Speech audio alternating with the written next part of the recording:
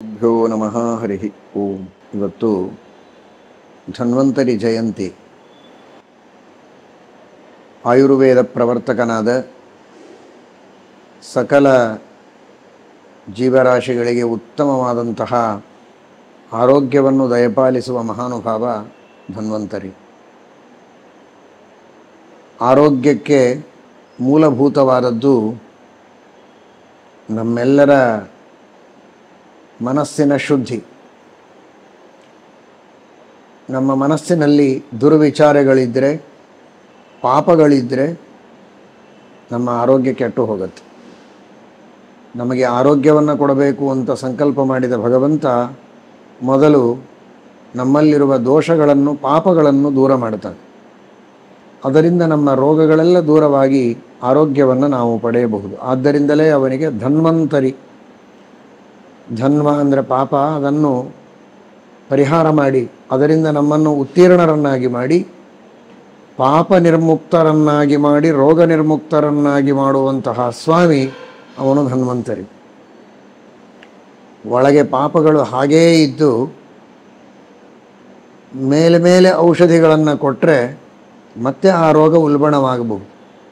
ದೇಹದಲ್ಲಿ ದೋಷಗಳನ್ನು ಉಳಿಸಿ ಕೇವಲ ಮೇಲಿನ ಸಿಂಪ್ಟಮ್ಸ್ಗಳನ್ನು ಪರಿಹಾರ ಮಾಡಿದರೆ ಹೇಗೆ ಪ್ರಯೋಜನ ಇಲ್ಲ, ಹಾಗೆ ಒಳಗೆ ಪಾಪಗಳನ್ನು ಉಳಿಸಿ ಮೇಲ್ಮೇಲೆ ಸಿಂಪ್ಟಮ್ಸ್ಗಳನ್ನು ಕಳೆಯುವ ಔಷಧಿಗಳನ್ನು ನಾವು ಸ್ವೀಕಾರ ಮಾಡಿದ ಮಾತ್ರಕ್ಕೆ ಪ್ರಯೋಜನವಿಲ್ಲ. ಉತ್ತಮವಾದ ಆರೋಗ್ಯವನ್ನು ಪಡೆಯುವ ವ್ಯಕ್ತಿ ಆ ರೋಗದ ಮೂಲವಾದ ಪಾಪಗಳನ್ನೇ ಕಿತ್ತಿ ಹಾಕಬೇಕು. ಅಂತಹ ಪಾಪಗಳನ್ನು ಕಿತ್ತುವ ಸ್ವಾಮಿ ಧನ್ವಂತರಿ. ಆ ಧನ್ವಂತರಿಯ ಸ್ಮರಣೆಯನ್ನು ಮಾಡಿ ನಮ್ಮ ಪಾಪಗಳನ್ನು ಕಳೆದುಕೊಂಡು ಉತ್ತಮವಾದ ಆರೋಗ್ಯವನ್ನು ನಾವು ಪಡೆದುಕೊಳ್ಳಬೇಕು. ಭಗವಂತ ಕೇವಲ ರೋಗಗಳನ್ನು ಪರಿಹಾರ ಮಾಡುತ್ತಾನೆ ಎಂದರೆ ಭೌತಿಕವಾದ ರೋಗಗಳನ್ನು ಮಾತ್ರ ಪರಿಹಾರ ಮಾಡುವವನಲ್ಲ, ಆಧ್ಯಾತ್ಮಿಕವಾಗಿಯೂ ನಮಗೆ ಎಲ್ಲ ವಿಧವಾದ ರೋಗಗಳನ್ನು ಕಳೆದು ಆರೋಗ್ಯವನ್ನು ಕೊಡ್ತಾನೆ. ಮುಖ್ಯವಾಗಿ ಸಂಸಾರವೆಂಬ ರೋಗವನ್ನೇ ಪರಿಹಾರ ಮಾಡಿ ಆ ಭಗವಂತ ಮೋಕ್ಷವೆಂಬ ಆರೋಗ್ಯವನ್ನು ಕೊಡ್ತಾನೆ.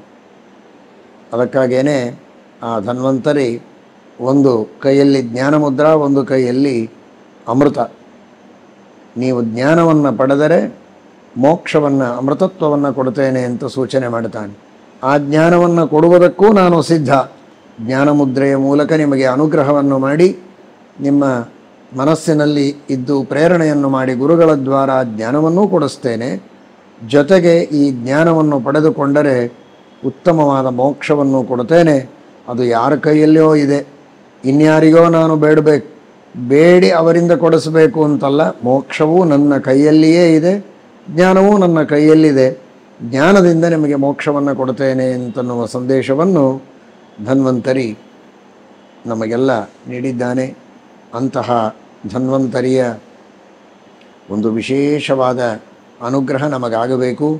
ಧನ್ವಂತರಿರ್ ಭಗವಾನ್ ಪಾತ್ವಪಥ್ಯಾತ್ ಅಂತ ಹೇಳಿದಂತೆ ನಮ್ಮ ಎಲ್ಲ ಅಪಥ್ಯಗಳನ್ನು ಯಾವ ರೀತಿ ಇರಬಾರದು, ಯಾವ ರೀತಿ ತಿನ್ನಬಾರದು, ಯಾವ ರೀತಿ ಉಣ್ಣಬಾರದು, ಯಾವ ರೀತಿ ವಿಹಾರ ಮಾಡಬಾರದು, ಅದೆಲ್ಲವನ್ನು ತಿಳಿಸಿಕೊಟ್ಟು ಅಂತಹ ಅಪಥ್ಯವಾದ ಆಹಾರ ವಿಹಾರಾದಿಗಳಿಂದ ನಮ್ಮನ್ನು ದೂರ ಇಟ್ಟು ಉತ್ತಮವಾದಂತಹ ಆರೋಗ್ಯವನ್ನು ಕೊಟ್ಟು ನಮ್ಮನ್ನು ದೇವರ ರಕ್ಷಣೆಯನ್ನು ಮಾಡಲಿ ಅಂತ ಪ್ರಾರ್ಥನೆಯನ್ನು ಮಾಡೋಣ.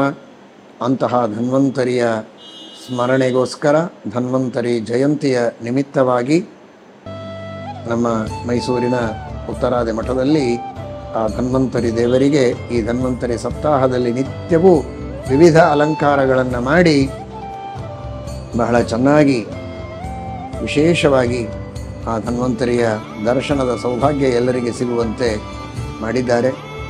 ಎಲ್ಲರಿಗೂ ಬೇಕಾದಂತಹ ಆರೋಗ್ಯವನ್ನು ಕೊಡುವ ಧನ್ವಂತರಿಯ ಸೇವೆಯನ್ನು, ಅಲಂಕಾರವನ್ನು ಎಷ್ಟು ಮಾಡಿದರೂ ಕಡಿಮೆ.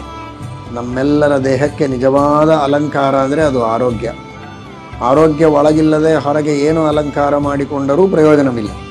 ಅಂತಹ ಆರೋಗ್ಯವೆಂಬ ಶ್ರೇಷ್ಠ ಆಭರಣದಿಂದ, ಪುಷ್ಪದಿಂದ ನಮ್ಮೆಲ್ಲರನ್ನ ಅಲಂಕಾರ ಮಾಡಿದ ಆ ಭಗವಂತನಿಗೆ ನಾವು ಕೃತಜ್ಞತಾ ರೂಪದಲ್ಲಿ ಈ ಎಲ್ಲ ಅಲಂಕಾರಗಳ ಸಮರ್ಪಣೆಯನ್ನು, ಎಲ್ಲ ತರಹದ ಸೇವೆಯ ಸಮರ್ಪಣೆಯನ್ನು ಮಾಡೋಣ. ದೇವರು ವಿಶೇಷವಾಗಿ ಜ್ಞಾನ ಭಕ್ತಿ ವೈರಾಗ್ಯಗಳನ್ನು ಆಯುರಾರೋಗ್ಯಾದಿಗಳನ್ನು ನೀಡಿ ಇನ್ನೂ ಹೆಚ್ಚಿನ ಸಾಧನೆಯನ್ನು ಮಾಡುವ ಮೋಕ್ಷ ಸಾಧನೆಯನ್ನು ಮಾಡುವಂತಹ ಪ್ರವೃತ್ತಿಯನ್ನು ದಯಪಾಲಿಸಲಿ ಎಂಬುದಾಗಿ ಪ್ರಾರ್ಥನೆಯನ್ನು ಮಾಡುತ್ತೇವೆ. ಶ್ರೀಕೃಷ್ಣಾರ್ಪಣಮಸ್ತು.